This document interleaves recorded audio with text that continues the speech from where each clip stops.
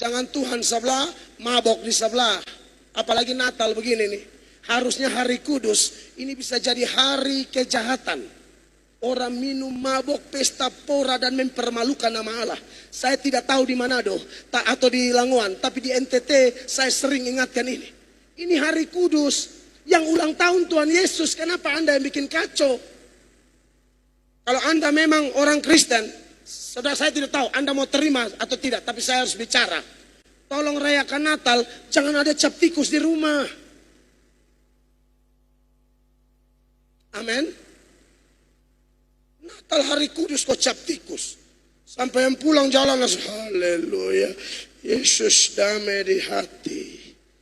Karena dari rumah ke rumah cap tikus, rumah ke rumah cap tikus, bir campur cap tikus. Tidak bisakah itu uang pergi bantu panti asuhan? Tidak bisakah itu uang bantu gereja-gereja yang lagi membangun? Buat apa kasih mabok orang di hari yang berbahagia ini? Saya tidak tahu pendeta lain ngomong ini atau tidak, tapi saya tidak akan tutup mulut. Karena saya hamba Tuhan Yesus. Saya tidak bisa jaga perasaan manusia.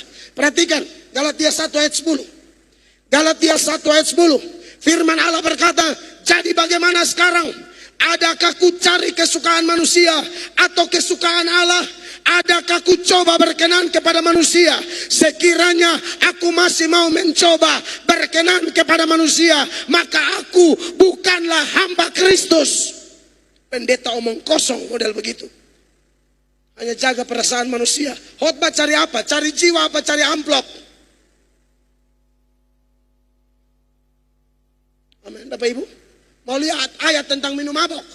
Yesaya 5 ayat 22. Ini ayat yang bilang, saya cuma copy paste. Yesaya 5 ayat 22. Yesaya 5 ayat 22. Dengar. Celakalah mereka yang menjadi jago minum dan juara dalam mencampur minuman keras.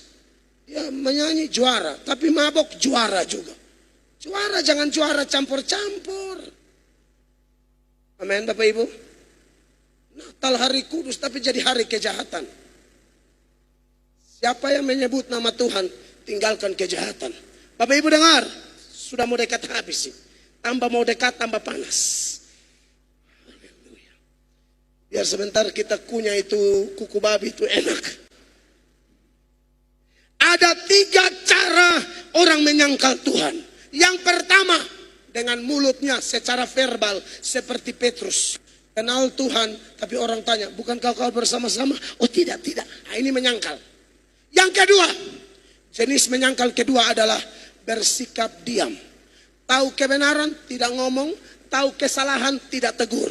Padahal Alkitab berkata, teguran nyata-nyata lebih baik daripada apa? Kasih yang tersembunyi. Saya cinta Bapak Ibu terkasih.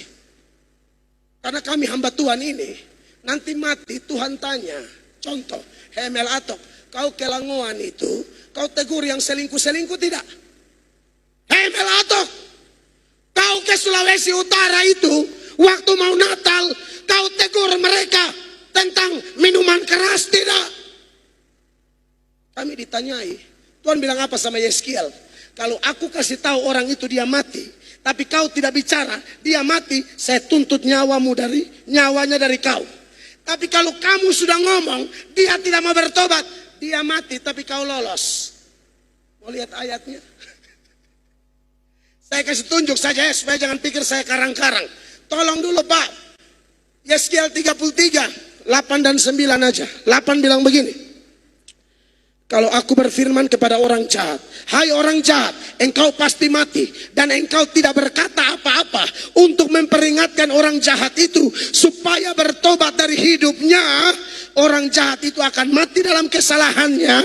Tetapi aku akan menuntut pertanggungan jawab atas nyawanya daripadamu. Kasihan kita hamba Allah ini. Makanya saya tidak akan jaga perasaan siapapun.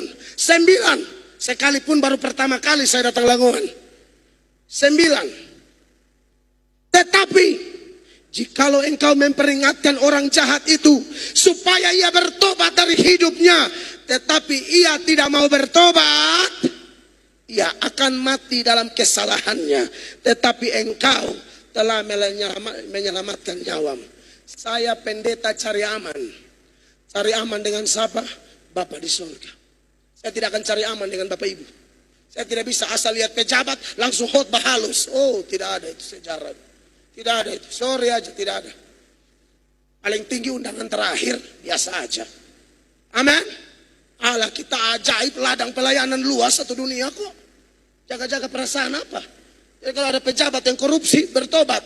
Pejabat yang piara perempuan, bertobat. Amin, Bapak Ibu. Karena jangan mengaku Kristen kalau ternyata selingkuh kiri kanan.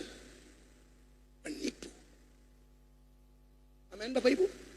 Jangan pencitraan. Saya ngomong apa adanya. Saya tahu kok banyak hati yang terluka. Tapi lebih baik Anda terluka sekarang daripada Tuhan hantam Anda lebih parah. Kalau dia punya hamba yang bodoh ini tegur, lebih baik dengar sebelum dia tegur langsung. Lebih parah, saudaraku. Lebih parah. Sudah mau habis ini. Jadi, cara orang menyangkal Tuhan yang pertama, dengan mulut. Yang kedua, sikap diam. Saya tidak mau sikap diam. Dunia bilang diam itu emas. Tapi diam untuk kebenaran bukan emas. Pengecut. Yang ketiga, cara menyangkalnya apa? Dengan perbuatan. Pengakuan mengaku Kristen. Hafal doa Bapa kami.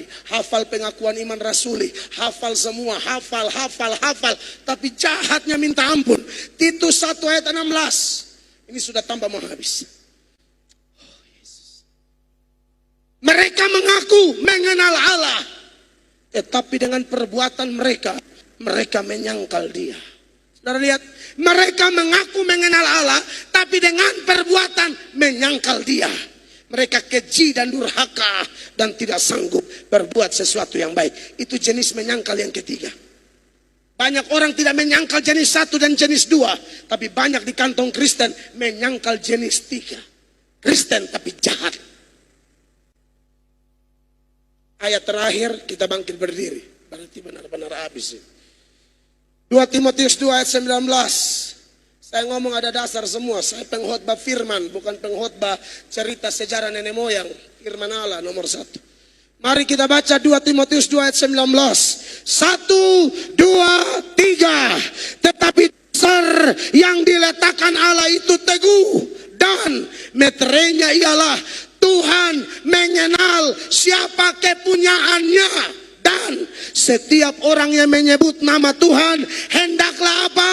Meninggalkan kejahatan. Beri tepuk tangan yang meriah bagi Tuhan.